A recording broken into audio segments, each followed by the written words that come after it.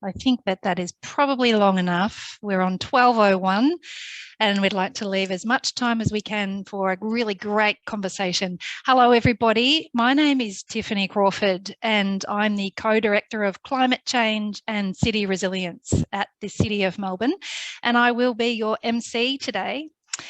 Before we begin, let's pause though and acknowledge country, whichever country you may be on, and the many, many generations of Aboriginal and Torres Strait Islander women in particular who have cared for the lands that we are all on, and that there is so much we have to learn from traditional caring approaches, caring for country approaches.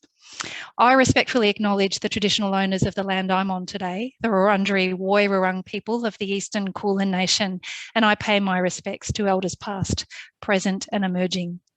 The City of Melbourne is committed to our reconciliation journey because at its heart, reconciliation is about strengthening relationships between Aboriginal and non-Aboriginal peoples for the benefit of all Victorians and Australians.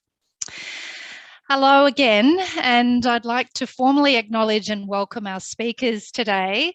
We are joined by Councillor Elizabeth Mary Doidge, Professor Hilary Bambrick and Tamara DiMattina, as well as my co-director, Krista Milne, who we job share and is my fellow director here at the City of Melbourne.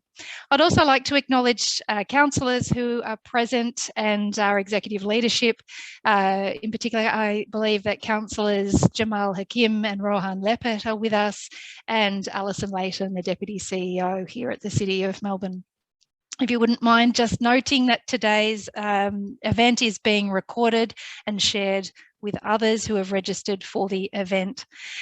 We would love it if you would use the chat function to introduce yourself if you've got questions and comments, or if you just wanted to say hello and let us know where you're joining from. There will be opportunity later in proceedings for you to ask questions of our panellists, so you can use the Q&A function for that. Unfortunately, our Lord Mayor Sally Capp is unable to join us today. She is unwell, and although she is fairly unstoppable, she is taking a moment to recover. So I'll introduce you now, Councillor Doidge, to provide a few welcoming remarks. Thank you. Councillor Doidge, I'm going to introduce you, apologies. Councillor Doidge was born, raised and has lived her entire life in Melbourne. I believe your very proud parents are joining us here in the audience. Love to hear a few secrets from them about how to raise such a strong female climate warrior. She has a very proud career in the trade union movement, playing a key role in communication and stakeholder engagement. Councillor Doidge currently works in the construction sector, engaging with a diverse range of industry and community stakeholders. She was elected to Melbourne City Council for the first time in 2020 and recognises the important role that the council play and all councils play in the recovery of our city and climate, and the opportunity presented to contribute to the design of a more productive, inclusive and enriched city for all of us. Councillor Doidge is also the Portfolio Lead for Sustainable Buildings and the Deputy Portfolio Lead for Environment, City Activation and Creative Melbourne Portfolios. Welcome very much, Councillor Doidge. Thank you. And thank you so much for that beautiful opening and the acknowledgement of country, Tiff. That was fantastic. And acknowledging where we are, and especially the week that this is. I know it's meant to be International Women's Day, but we're turning it into a week, and I'm totally cool with that. So thank you to everyone who's attending today. Welcome. And we're joining today, as we said, to discuss something very close to our hearts, women leading climate action. So we're delighted to share this stimulating event with you and celebrate the bold women in the midst of leading climate action in Australia. As Tiff mentioned, the Lord Mayor really wanted to be here, but she's unwell and sends her apologies. And I definitely want to give our wonderful Lord Mayor a shout out for the absolute incredible work she does. I mean, all the time, but particularly in this space. I need to acknowledge the room she makes for younger women like myself to be able to take up space and have opportunities like this. And it's really, really fantastic. Even before the Lord Mayor was unwell, I was invited to be a part of this. So that's very much acknowledged. And again, that actually goes out to you, Tiff and Krista, as well. Thank you. I too respectfully acknowledge the traditional owners of the land I'm joining you from. I am here in what looks like a jail cell, but is actually an office space in Adelaide. The traditional owners here where I am are the Kaurna people, and I pay my respect to their elders past, present and emerging. I also pay tribute to our female elders past and present and emerging female leaders. Their stories are an essential part of our story and must be remembered as we grow. I think it's pertinent to be having a discussion at this time. You know, each day we're horrified by the images of our friends and family and other people across New South Wales and Queensland dealing with the impacts of the floods. Whether it's flood, fire, drought, you know, Australians have a front row seat to the ravages of climate change in action, and none more so than the women in our communities, because climate change disproportionately affects women. Research following Victoria's Black Saturday bushfires found an increase in the incidence and severity of domestic and family violence, which is something, it's a horrible statistic, and it's a horrible fact that I wasn't aware of quite some time. And I think that's because perhaps we don't talk about it enough. Perhaps it's something that's a bit too difficult for people to talk about. They don't know how to talk about. I mean, climate change alone is difficult for people to talk about, but I would encourage anybody who is also alarmed and learned about that statistic today to encourage talking about it and tell other people, do other people know about it?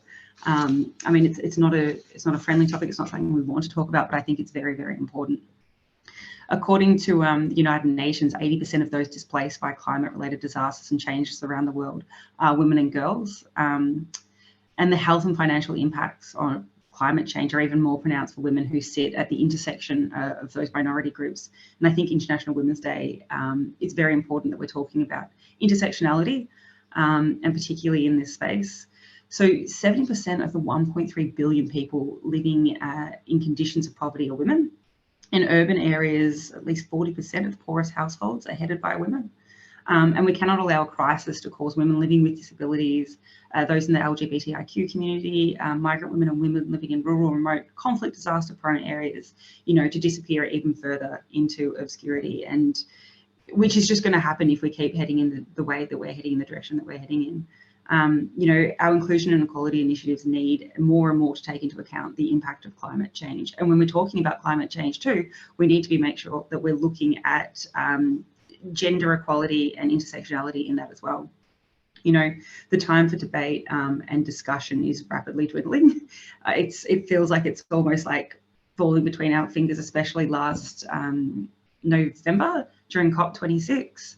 I was so proud to suddenly hear discussions around climate change and, you know, the need to actually be doing something. And I was so incredibly frustrated that I felt like the conversation was more directed towards text messages and French presidents and those kinds of things. I think, you know, we lost a bit of an opportunity, but at the same time, I was heartened to hear more of that conversation.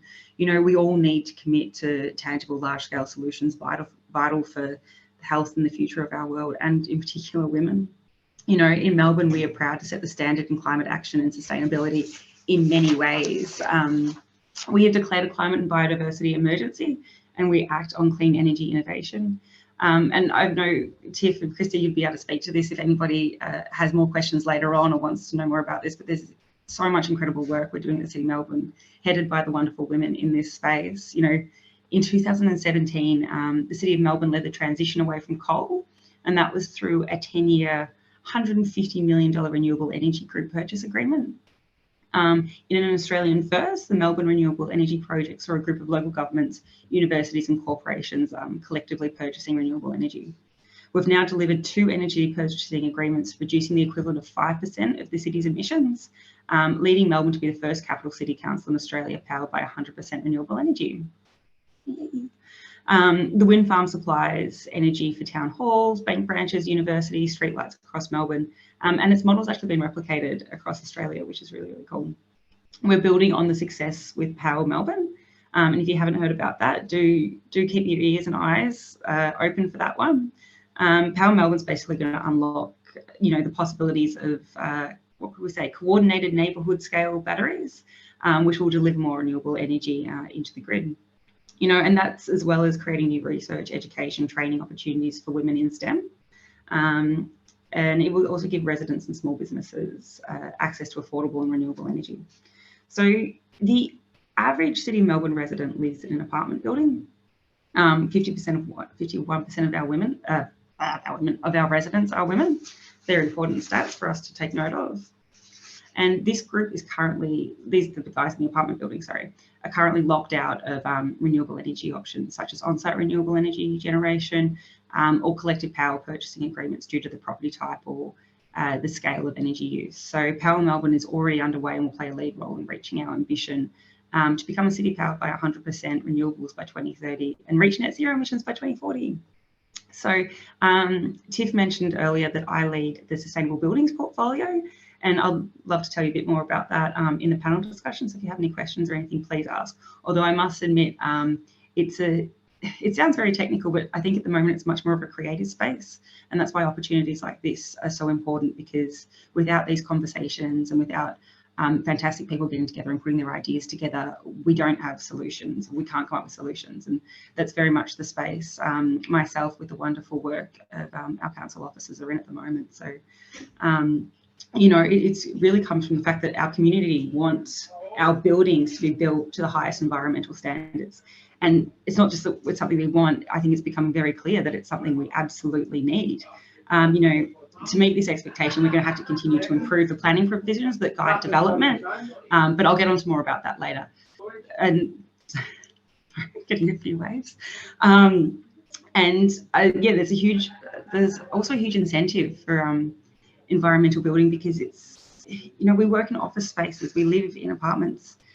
We need to look at sustainable building upgrades now. I mean, take a look at the City of Melbourne, or I mean, any city where you're in. We're not just going to be pulling down all that infrastructure and building it again overnight to, you know, the highest standards. There's got to be a lot of work put into what we're doing now.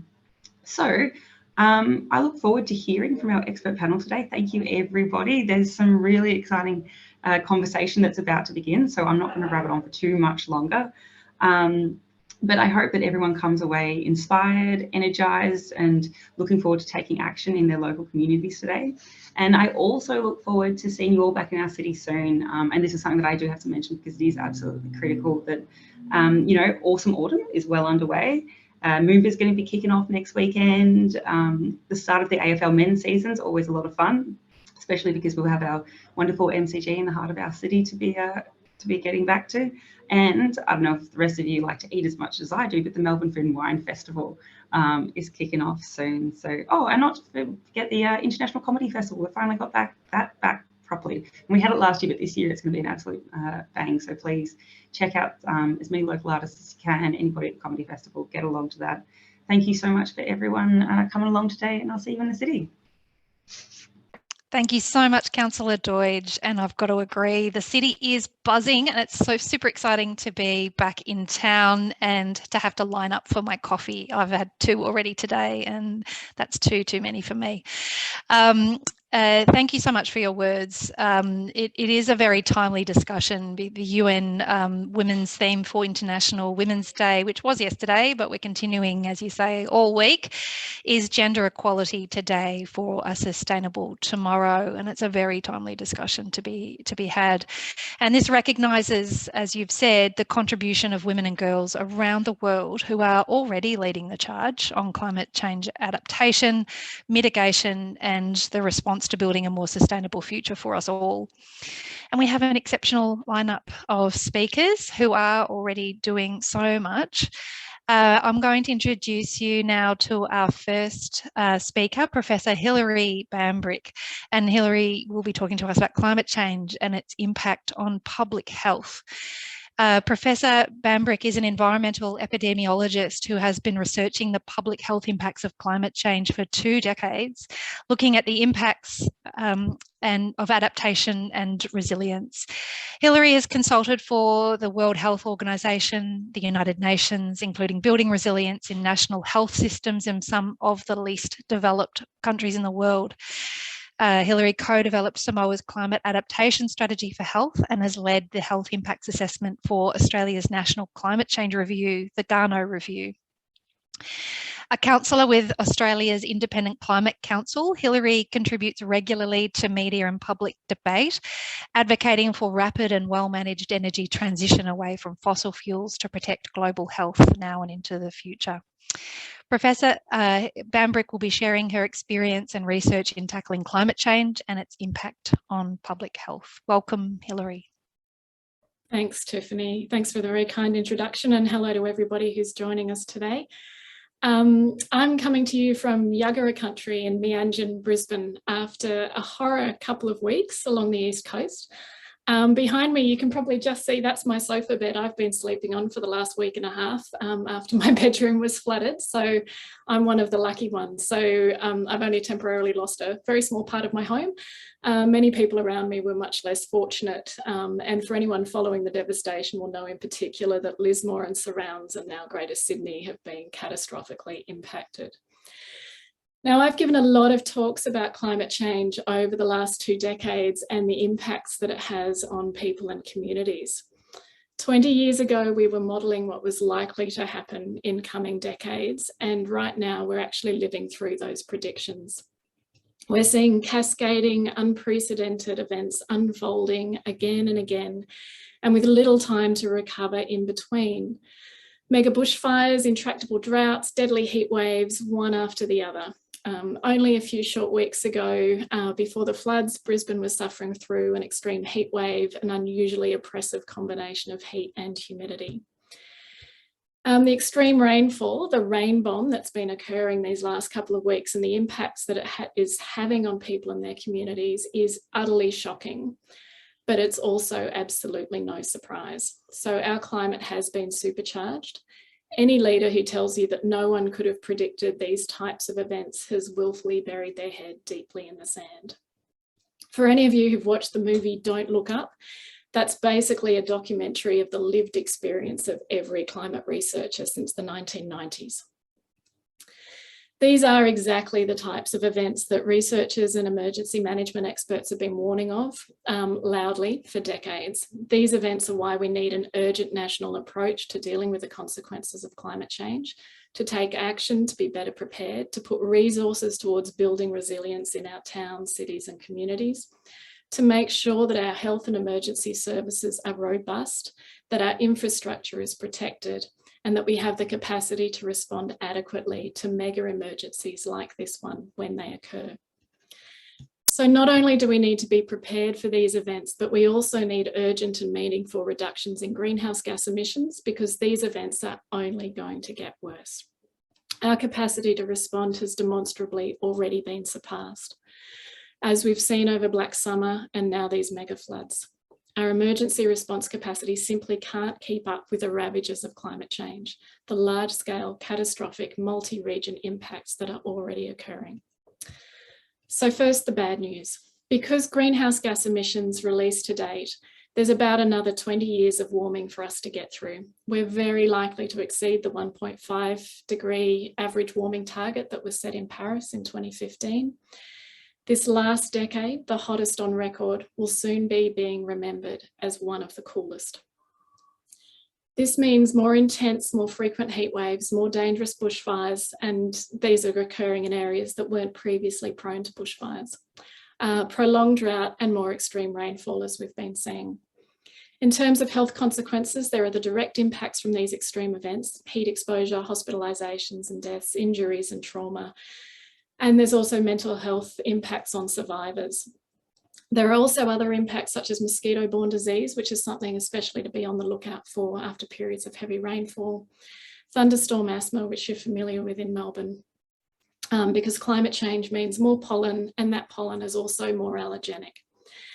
Impacts on food production affecting accessibility and affordability of fresh produce, and displacement and conflict over resources. One of the biggest health impacts of climate change catastrophes like the floods over this last week and a half is the impacts on mental health, which can carry over for some time.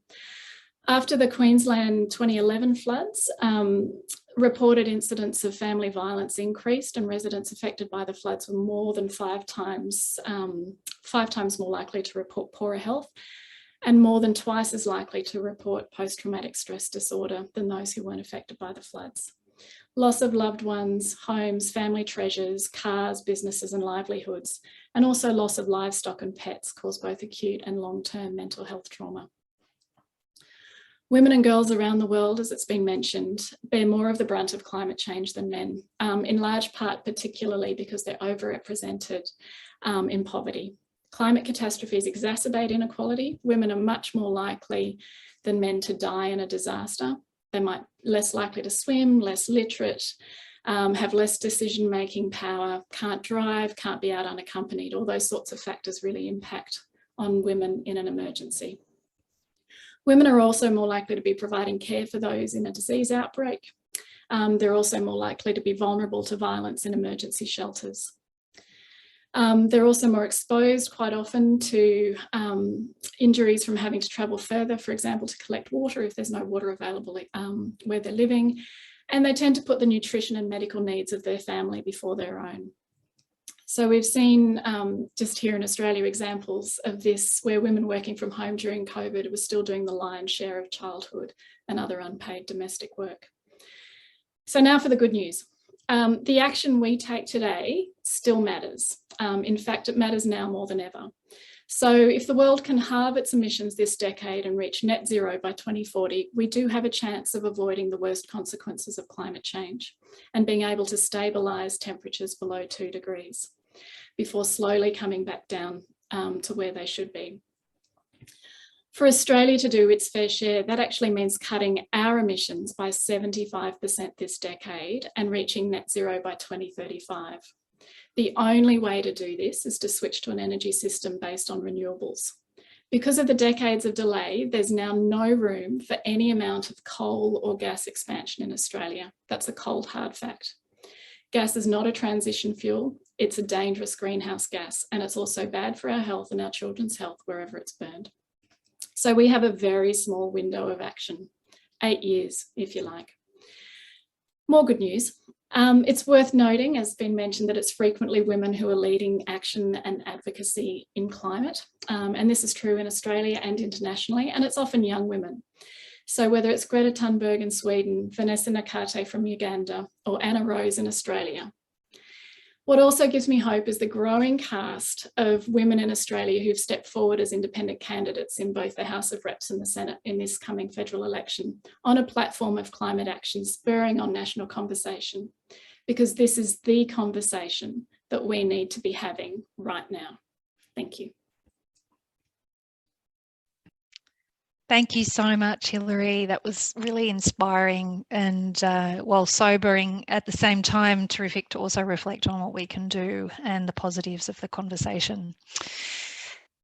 Moving on now to introduce you to our next speaker and discussing living a waste-free conscious consumption, Tamara DiMattina. Fairfax Media call Tamara the PR to the planet. And in January 2010, Tamara visited Dharavi in Mumbai's slum to see where waste from the West goes to get recycled. And then in March in the same year, visited Antarctica to study sustainability, returning to undertake a fellowship at the Centre for Sustainability Leadership. In 2010 also, Tamara created Buy Nothing New Month, the shopping detox campaign that receives global media coverage. And in 2012 created The New Joneses, a living pop-up installation that inspires us to make everyday lifestyle choices that are good for us and our planet. Buy Nothing New Month and The New Joneses are taking green from mung bean to mainstream. When COVID wiped out the New Joneses award-winning lifestyle activations, Tamara turned it into a digital doco, an EV-powered road trip featuring That's What I Reckon, the Hollywood actor Yale Stone and Stephen Curry. So Tamara, I believe you're going to be sharing with us your insights on living a waste-free conscious consumption lifestyle. Welcome, Tamara.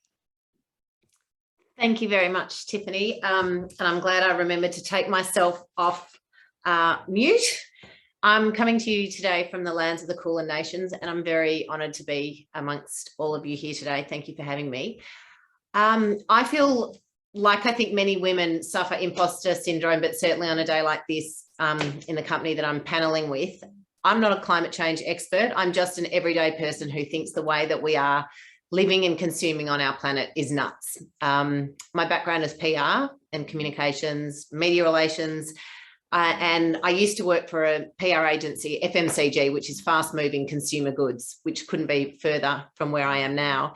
My job was to get people to buy stuff that they didn't need. Most of us have heard this quote, with money they don't have, to impress people that they don't like. And I hated it. So I went out on my own wanting to do comms for good, but I didn't really know what that looked like. I was doing a lot of work in the mental health space, which I was very passionate about. But it wasn't really until I went to Antarctica in 2010 and Dharavi in Mumbai to the slums to see where so much of the waste from the West goes, and the people who are not creating this waste have to deal with our rubbish. I really started to not be able to look away and not turn away to what was going on. But not having any background in this space, I studied at the Centre for Sustainability Leadership in Melbourne, where I really learnt what was going on our planet, and felt very inspired to do something about it. So I created Buy Nothing New Month. I'm a big believer of that idea of do what you can with what you've got where you are. And I'd always just been so confused by waste and the stuff, even as a kid driving around the streets at night. And I wasn't driving, obviously, in the back seat. Lights are on in all the retail stores and all the stuff. And I used to just think, where does it go? Where does it come from and where does it go? So when I started looking into this stuff, I realised it comes from our precious finite resources. There's not a never-ending supply of this stuff. We're digging it out of the ground. We're stripping all this stuff out of beautiful Mother Nature. We're using it for a hot minute and it's heading to landfill, creating disastrous environmental consequences for us all. But then I realised the beautiful alternative to this very wasteful life is better for us. It's better for our people. It's better for our planet. It's better for our pockets. So the alternative is not giving up stuff. And that's what I've really learned in my journey over the last 12 years. I haven't bought anything new. Yes, undies and bras included. If they've got the tags on, media always want to know that. So if they've got the tags on, I'll still buy that stuff secondhand. Everything in my life, my beautiful home, or the clothing I wear, everything in my kitchen, the IT stuff I use, my phones, it's all sourced secondhand. And it's a really easy way that I've found that we can all immediately today get on board to start making the changes that we all need to see. So I'd love everyone who's listening today, don't admire us and don't be inspired by us. Listen to us and take the action, because I've been saying this stuff for 12 years and I don't want to have people walking away going, that was inspiring, and not do the stuff. We really need everyone to get on board now and start doing the stuff. My journey, when I started Buy Nothing New Month, I was working with the City of Sydney and they loved the idea of Buy Nothing New Month, and they wanted me to create a live piece instead of just the media relations campaign that it had been. And I said, oh, easy, we'll install a house, we'll deck it out with secondhand stuff, and we'll engage all the local retailers who sell secondhand stuff, and it'll be fantastic. Everyone will see how great and easy it is to lighten their footprint.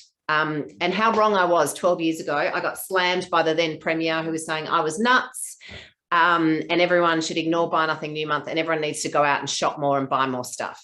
So I'm so pleased that we've come a long way from that idea, but that's where the new Joneses came from. I didn't want all the beautiful messages of a waste-free life to be lost in this media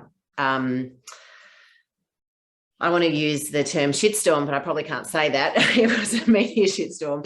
And so I created the new Joneses, which I'd love people to check it out, because I've done all the hard work for you. Anyone who's listening and is confused about, do I do this or do I do that? We've taken all the sustainable development goals, made them more engaging, entertaining and easy to do the stuff. We've made a super simple, like, tick off 10 list for you. Please check out the new Joneses. We show what we can all do every day, from our choice of bank, choice of energy company, the super funds we choose, the food we eat, how we get rid of that food, the stuff we buy. All of those things are having an impact. But the really inspiring thing is that we can all start today to dramatically draw down the carbon that we're spitting out into the atmosphere through our consumer lifestyles. I want to talk to you about how we do the stuff that we do and my frustration. I've engaged people like heavy metal musicians, architects, builders. There are so many people doing so much great work across the board. I'm very frustrated by the lack of mainstream media engagement and understanding of the issues and our governments. I think I'll probably skip over that to avoid any controversy. But everything that we do is trying to engage more people to be part of this growing movement. When I started doing this 12 years ago, people would ask me, how's your charity work going? Which was just a stab to my heart, because I would think, breathing clean air and drinking clean water and having a habitable planet and a healthy place for everyone, that's not charity work. I think that's really essential. And so I'm so thrilled today that the people that we're interviewing for the New Joneses doco series, we've got AFL players who are standing up and saying everyone needs to get on board. We've got male coal workers who have been in the coal industry for 40 years sticking their necks out saying it's time, everyone needs to get on board. So I think it's time now for everyone to do the things, take the actions and get on board. Don't be inspired, just do the actions. They're all there. We know what we need to do. If you need a little if you need a hint, please go to thenewjoneses.com. We don't sell anything. We just want you to live a lighter, waste-free lifestyle and join us and get on board, be part of this movement that is creating a better place for all of us and looking after the planet that we all share. Thank you so much, Tamara. It's really fantastic to hear about your work. And I'm going to come out of the closet now and say that I have almost exclusively bought all of my work wardrobe from op shops now for a couple of years. And whenever I come to work now, I am open about it and tell people that I just bought this designer silk dress for $4 from the op shop. And they look slightly horrified that I've told them. But now I do it proudly. And Krista will attest to this, won't you, Krista?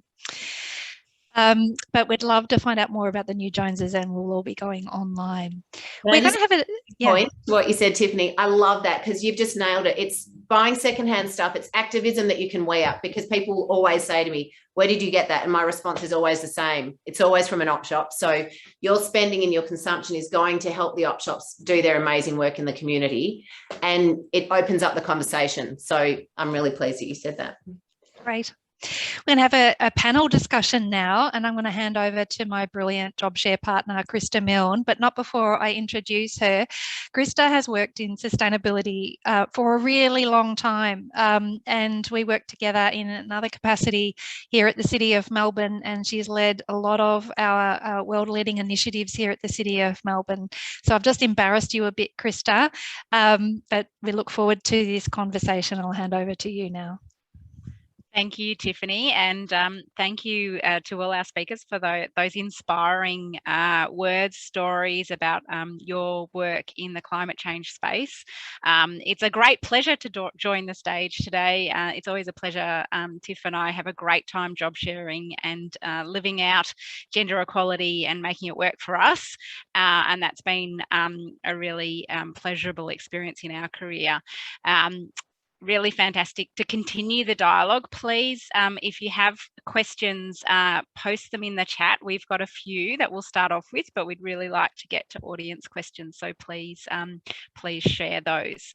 So yeah, we'd like to explore your views to all the speakers on and ideas on this year's theme being gender equality today for a sustainable tomorrow. So many of you referenced women and girls in your experiences and your careers focused on climate change and action. So maybe firstly to you, Hilary, you mentioned, climate change does impact girls and women more disproportionately. Can you talk a bit more, can you expand on that experience and some of the research that you've come across and done in that space, and how we are dealing with those impacts? That's an absolutely huge question, Krista, but thank you. I think I might just start by saying it's not just the impacts of a climate catastrophe that affects women and girls more than men and boys, but it's also some of the drivers of climate change as well. So in particular, if we're thinking about sources of cooking fuel in many countries as a cause of indoor air pollution, which kills around, I think it's around 4 million people every year. it's largely, you know, women and girls and often women and all the children who are exposed to that. So the sort of burning of solid fuels inside the house in very unventilated places. So so it's also the sort of the dirty fuel, if you like, is also you know, causing immediate health impacts on women. So I think, you know, if we're thinking about disproportionate impacts on women and girls, it's probably a little bit less of an issue in Australia, unless you're thinking about the caring responsibilities that women tend to take on. You know, so you know, I just think about Queensland closing the schools last week, you know, yet again, and, you know, it'll be women working from home who tend to be managing that that care of the children as well. So if we're talking about countries like Australia, that's kind of where that impact is probably, rather than, you know, in increases in drownings, for example. But if we're talking globally, the impact is very much skewed towards women, and it is for sort of a multitude of reasons. But the main one is poverty. So it tends to be women who tend to live in poverty, disproportionately in poverty. And the thing about climate change, I'll stop rambling in a second, but the thing about climate change too is that actually the disasters and the changes to climate because of, you know, the greenhouse gases that we're pumping into the atmosphere, that's also serving to keep people in poverty. So it makes it very hard if your crops are failing, if you've got, you know, rampant malaria, all of these things. It's very hard to actually get out of poverty as well. So climate change is actually affecting global capacity to deal with it for poverty reduction, and that's something. It's just such a complex issue. So if you like, climate change is going to be keeping women in poverty much more than they would otherwise be. So it's another way to think about it. Complex humanitarian disasters, which is you know, what we can see with climate change. Conflict, displacement, those sorts of things. They're the things that we're expecting to have the biggest impacts on people's health and well-being. You know, you might think it's a you know, a one-off flood or a one-off bushfire or something like that, but it's actually those really complex things where you're going to get people fighting over resources, you know, massive displacements of people, and that leads to greater risk for women as well. You know, I talked about sort of emergency shelters, and sort of you know, it exposes women much more to risks of violence. So it's a very complex, big question, and I you know, can't give you all the answers right now. A fantastic diversity there, and it's certainly, there's numerous kind of comments there that I hadn't really connected the dots between the climate change and domestic violence, for example. So fantastic. Although we do know that heat in Melbourne has that impact, that it increases incidences of violence, because just heat stress causes stress in people, and so that has an impact locally. Right, turning to, sorry, I've got mosquitoes buzzing around me. Turning to Tamara and Councillor Doidge, we've heard a bit about some of the things that people can do on individual level, and we've also got this political movement happening where women are standing up and saying, we've had enough, I'm going to enter politics. What sort of sits in the middle in terms of what can people do further at the community, at the individual level, and maybe at the community level, to take action on climate or live more sustainable lives, from your experience? Maybe Tamara, you're off mute. Do you want to go first? Sure. I think it's really important to acknowledge, whilst there's a great, for me, just speaking on behalf of myself, such disappointment of our, I'm going to say it, of our federal government, for our Prime Minister to hold up a lump of coal and to talk about a gas-led recovery from COVID. The deep heartbreak to hear that coming from a leader, but I'm so inspired, and there is so much community action, so much action in business groups, and people leaving, seeing that our government, and we are a pariah on the global stage when it comes to climate, turning away from that and doing it themselves. So I would hope everyone would feel really empowered that there's so much going on in Australia in community groups, individuals, and not to self-promote, but just bump back to the New Joneses to see the things that you can do. It's all, many of them are free. It's, yeah, I don't think any of them cost you any money. Some of them, they're major actions that you can take. We try to break it down and make it very easy for everyone to understand the most impactful things that we can do. As I mentioned before, they are things like changing your bank, changing your energy company, changing your superannuation fund. Think of where all the money, the biggest, you know, your investments, depending on the super fund that you're invested with, they're going to take your money, invest in coal or gas, or they're going to take it and invest it in renewables. So that's a massive thing that you can do. So we do have these solutions. We know what they are. They're easy. As I said, change your bank, change your energy company. Educating girls is one of the biggest things that we can do. And we have an episode on this. We interviewed Jane Caro, AM, for the New Joneses, season 1 of our road trip. Again, all the content's free for everyone to enjoy at thenewjoneses.com. Educating girls is one of the biggest things that we can all do.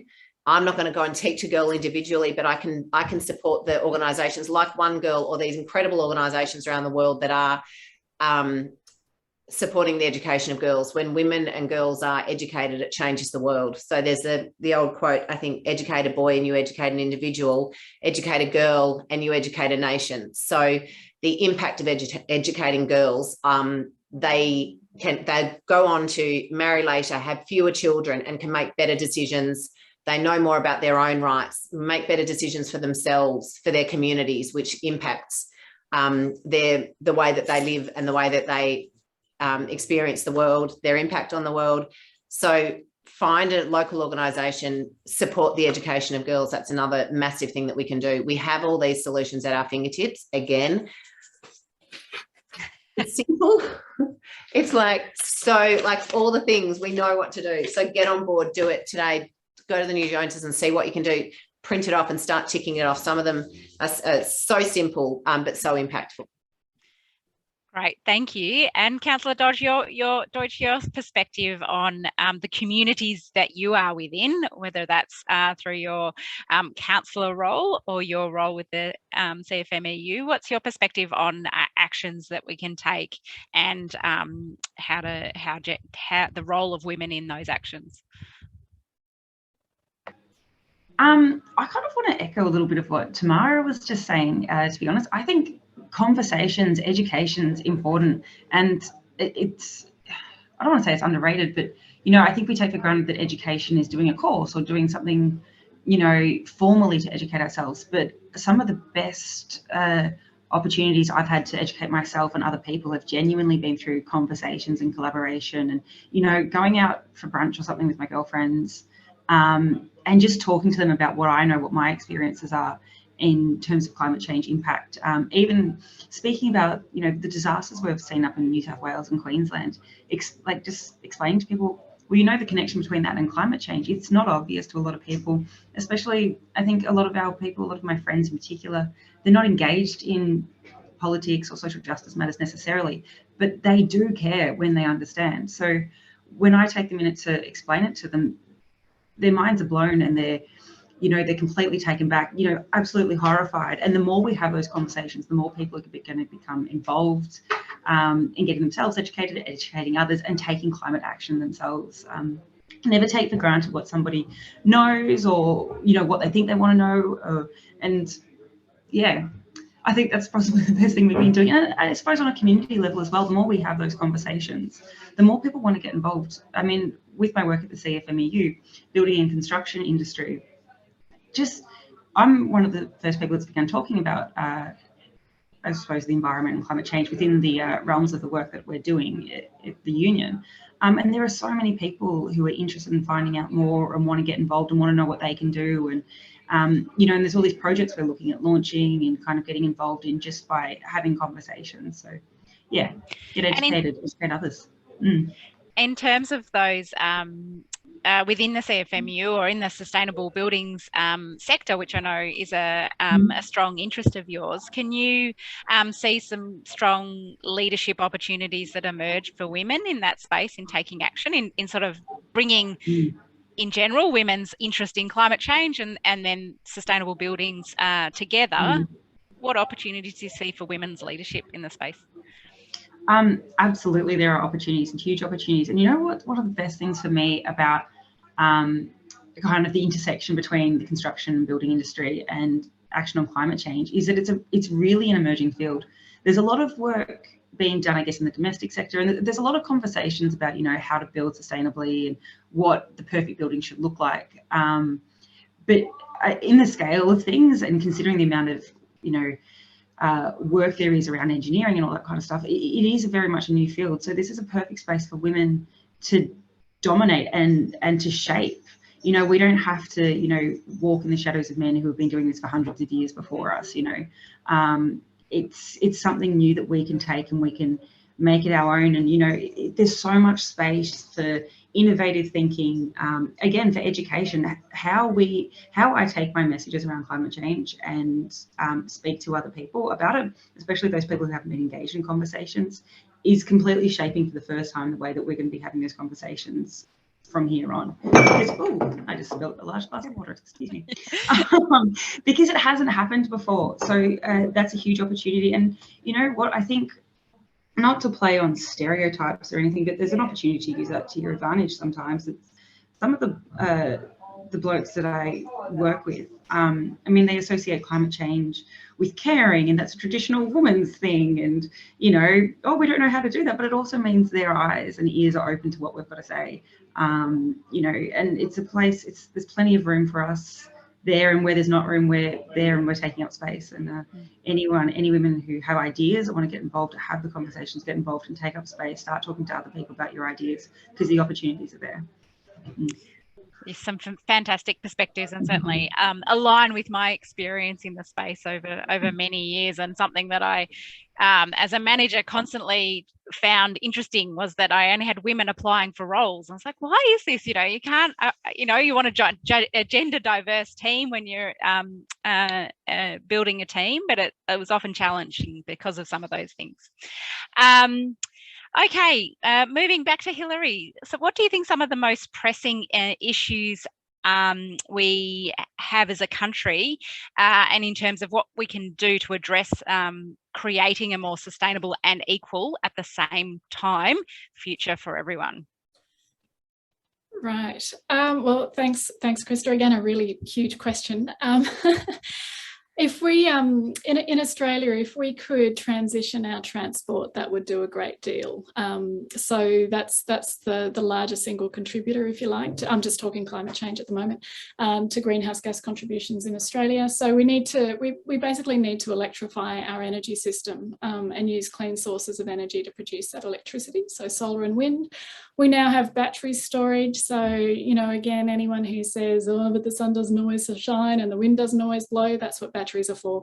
And there's a great opportunity in Australia too, because, you know, we actually have a lot of the mineral resources required to make those batteries. So, you know, we can transition from coal mining to mining for materials for batteries. So, you know, it's not about shutting down the mining industry. It's about directing, if you like, directing the work to where it needs to go for us to be a much more sustainable society. We do need to move. I guess the most important thing is to get the message out there that we actually do need to move away from gas. Any idea that it's some transition fuel, that ship actually sailed about 20 years ago. So anyone who's still trying to sell it as that, I don't know where they've been for the last 20 years. There's absolutely no room for gas as a transition fuel in Australia. We can switch straight to renewables. New renewable energy is actually cheaper now than new coal and gas. So we shouldn't, you know, even from just a purely basic, boring economic perspective, we shouldn't even be looking at expanding coal and gas. We should be looking straight to renewables. So renewables will actually drive down the power bill. So I think that in terms of the challenge that is getting that message out there and cutting through the political spin on coal and gas in this country, you know, for far too long that's sort of been given priority. You know, it's the talk. I'm all for you know, transitioning out of coal mining in a just way. We can see it coming. We've been able to see it coming for some time. So there's no excuse to suddenly sort of leave communities and people high and dry. So we do need to work on that. But you also need to wonder why there's so much concern over for example, 30,000 coal jobs in Australia, where you don't hear a peep about the 40,000 academic staff who lost their jobs during COVID, you know, that kind of thing. The 60,000 people who are employed in tourism to do with the Great Barrier Reef, which won't be there if we don't deal with climate change. So it's a matter of being able to really direct, you know, we have choices about where we put our resources, and those choices clearly have to be towards a much more sustainable Australia, and without expanding coal and gas mining, but switching straight to clean renewables. Fantastic, thanks for that. Really, you said it was a large question, but you've given us a great snapshot there. We've now got a question from our audience. Thank you very much. And while I'm sharing this question, please, if anyone else has got any more, we've got a few minutes left, so please post the questions in the chat. So this is from Anita, who has asked for all the panelists' opinions on whether we think that climate action is something that is exclusive to those that are more well off. How can we involve those that are from a lower socio-economic background, or do you think that most of the weight falls on those that can afford to take action? Tamara, I might go to you first. You're off mute, so it's a great question. Thank you very much, Anita. It's a really big question, because those who can least afford to do anything about climate change are currently most impacted. So I think the responsibility is on everyone, and but there are actions that we can all take. Like for the New Joneses season 1, we interviewed Tish King. She's a proud Torres Strait Island woman, and she was talking to us about how her homelands are they're being impacted by climate change. The king tides, they're having to leave their homelands. They haven't been consuming in the wasteful way that we have to create that. I think so. A lot of people who are really impacted feel it, and they understand it better. Sometimes wealthier people are very buffeted by many things, whether it was COVID. People everyone experienced that very differently. But again, climate change, if you've got a lot of money, you can be nice, you can heat and cool your home or get away from these disasters. But I think there's a great responsibility for all of us to be involved and do what we can. But again, that there are so many things that we can do that are free, cheap. And as I was pointing out before, I think one of the greatest stuff-ups of humanity has been this crazy consumer treadmill that we've all gotten on. So if people want to save the planet, they can stop shopping so much, stop buying so much stuff that we don't need. So much of my lifestyle it's inexpensive. Like, I remember years ago thinking, is someone putting money in my bank account? Because I used to compare myself to a girlfriend who earned a lot more money than me and yet was always in debt. But she was spending a huge amount of money on stuff, and I was saving money by having a much smaller footprint. You know, in all the actions that we take, many of the actions that we take, we are reducing our footprint when we reduce our spend and expenditure. So I wonder if I've addressed your question, but I think we all have a role to play in across the board. There are so many areas that we can tackle. I think it's very important to say it's not about a few of us doing this perfectly. We need all of us doing it imperfectly and get on board and start with the free things. But yeah, I think it's for everyone to do, whether it's free, completely free stuff like eliminating your food waste, keeping those food scraps from the bin, getting that back into the soil doesn't cost you anything, but it's one of the biggest impacts that we can have. Everyone can change their bank, everyone can change their energy company. So there are so many actions that we can take that are going to have a massive positive impact on our footprint and cost us nothing, and can sometimes save us a lot of money as well. Fantastic. I think that's a great summary, that everyone has a role to play and do what you can within your context. Hilary, questions are coming fast now in our last 5 minutes. Can someone please explain how the floods are linked to climate change? This is from Kath. I know they are, but have trouble explaining it to friends. They understand bushfires, but not floods. Yeah, sure. Sorry, I called Kath Kate in the chat. Sorry about that, Kath. Yeah, so Climate Council is usefully putting out a very helpful explainer this week. So keep an eye out for that. It'll do a better job than I'll do right here. But the basics of it is that a warmer atmosphere holds more water, and that water can then therefore they're available to be, fall as rain and cause that flooding. And what we've been seeing, what we've been predicting for decades and what we've been seeing in more recent times is that rainfall it might happen, so you might get more unpredictability in general rainfall patterns. So you might get longer periods of dry, but when it does rain, the chances are that those rainfall events will be much more intense than they would otherwise have been. But do keep an eye out for the Climate Council's explainer coming out this week. I think you'll find that very helpful. And it's a great question, because often we think climate change, it's just about the heat waves and things like that. But it's actually, climate change underpins absolutely all the weather that we're seeing today is underpinned by climate change. Fantastic. Thank you, Hilary. Next question is, what's the panel's advice on how we as everyday people can advocate for more renewable energy investment from our national leaders? Anyone want to, Councillor Doidge, do you want to have a go at that one? Tiff? I can. Go for it. Am I going? Oh, Tamara, sorry, yes, go for it.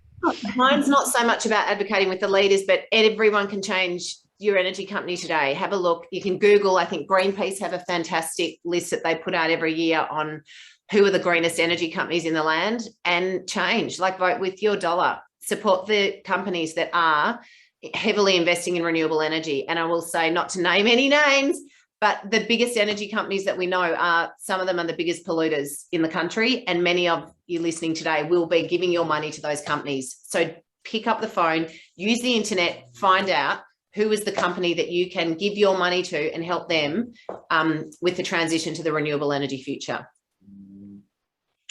Fantastic advice. Any other, Councillor Doidge?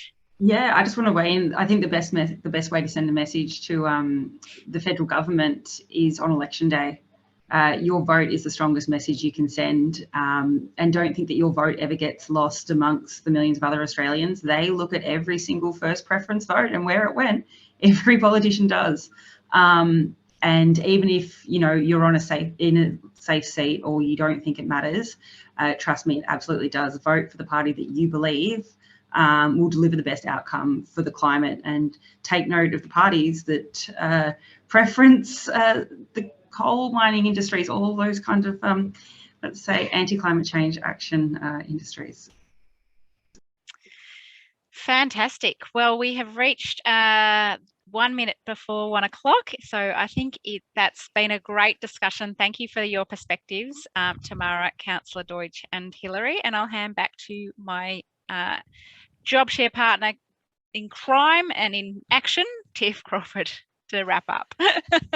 Thanks, Krista. Thanks, panellists. What a brilliant conversation. It is a call to action, isn't it? Not to just sit in our positions, in our homes, in our roles and sit back, but we need to continue to talk to inspire those around us and to do more because we are running out of time.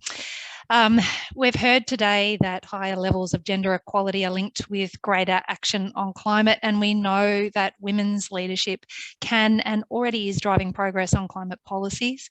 And we also know that women are disproportionately impacted by the crisis, by heat, we're more likely to die in heat waves, as we've heard, by the impacts of declining ecosystems, by water insecurity and flooding. So in that, we also know that cities are key players in addressing gender and climate challenges and doing that together. It is something that we are really committed to here at the City of Melbourne. We are leading some work. It's the first city in the nation to be localising the Sustainable Development Goals, and this is really important. In fact, SDG 5 concerns gender equality, and that recognises that gender equality is foundational in achieving the SDGs and both a gender equal and sustainable planet. There has been, let's not despair, there has been lots of progress in the last decade. There are more girls going to school. There are fewer girls being forced into early marriage. There are more women serving in Parliament and seeking those positions of power that we need them to have. Laws are being reformed to advance gender equality, but there is still so much to do, and we are all part of continuing to make that progress, and that means women and men doing that together. This isn't something that just sits with us as women and the many men that are joining us in this conversation today. Thank you. Talk to your friends and your family about that and ask them what they're doing, what action they are taking in their lives. So thank you. We'll say goodbye now, and I hope you're all feeling inspired, not worn down. Let's remain motivated and energised, and thanks for coming along today. Bye.